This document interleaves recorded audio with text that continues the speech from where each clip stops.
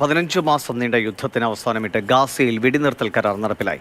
വെടിനിർത്തൽ നടപ്പിലാകുമെന്ന് നിശ്ചയിച്ചിരുന്ന സമയത്തിൽ നിന്ന് 3 മണിക്കൂർ വൈകിയാണ് കരാർ നിലവിൽ വന്നത്. വെടിനിർത്തലിന് മണിക്കൂറുകൾക്ക് മുൻപും ഗാസയിൽ ഇസ്രായേൽ ആക്രമണം തുടർന്നു.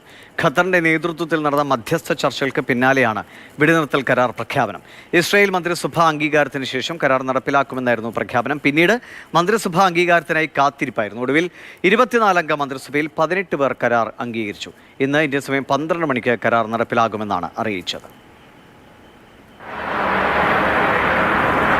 ഖത്തറിന്റെ നേതൃത്വത്തിൽ നടന്ന മധ്യസ്ഥ ചർച്ചകൾക്ക് പിന്നാലെയാണ് വെടിനിർത്തൽ കരാർ പ്രഖ്യാപനം വന്നത്.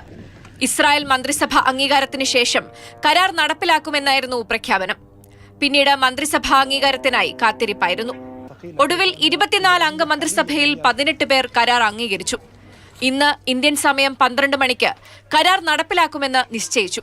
എന്നാൽ ആദ്യ ദിവസം മോചിപ്പിക്കുന്ന ബന്ദികളുടെ പേര് ഹമാസ് കൈമാറാത്തതിന്റെ പേരിൽ കരാർ നിലവിൽ വരുന്നത് പിന്നെയും വൈകി.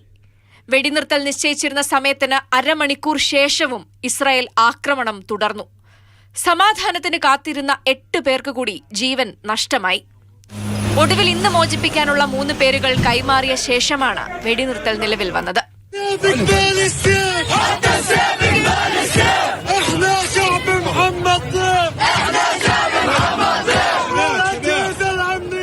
നൂറ്റാണ്ടുകളായി തുടരുന്ന സംഘർഷങ്ങളാണ് ഗാസയിലേത്.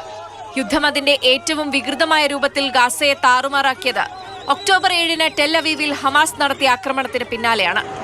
അന്ന് ഹമാസ് നടത്തിയ ആക്രമണത്തിൽ 1200 ഇസ്രായേലികൾ കൊല്ലപ്പെട്ടു. ഇസ്രായേൽ തിരിച്ചു നടത്തിയ ആക്രമണത്തിൽ 40,000-ത്തിലധികം പാലസ്തീനികളാണ് കൊല്ലപ്പെട്ടത്. അന്നു മുതൽ ഇന്നുവരെ 15 മാസം നീണ്ട അതിഭീകര യുദ്ധം. ഒരു ജനത അപ്പാടെ തുടച്ചു നീക്കപ്പെടുമെന്ന് ഭയന്ന ദിനങ്ങൾ.